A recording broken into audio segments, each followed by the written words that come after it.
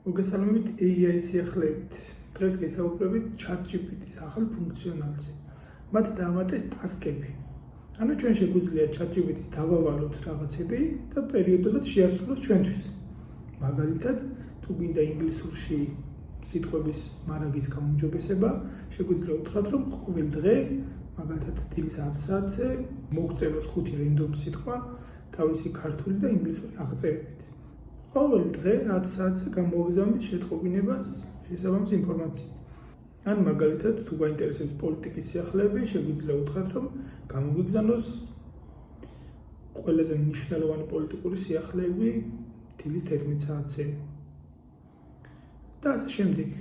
ჯერჯერობით ბეტა ვერსია არის, დარწმუნებული ვარ კიდევ უფრო მეტი ფუნქციონალი დაემატება და ასევე მინდა ეს ყველაფერი გაჩვენოთ, ამიტომ ზემოთ თქვენ დაინახავთ, როგორ კეთდება ეს ტექნიკურად. მადლობა ყურადღებისთვის.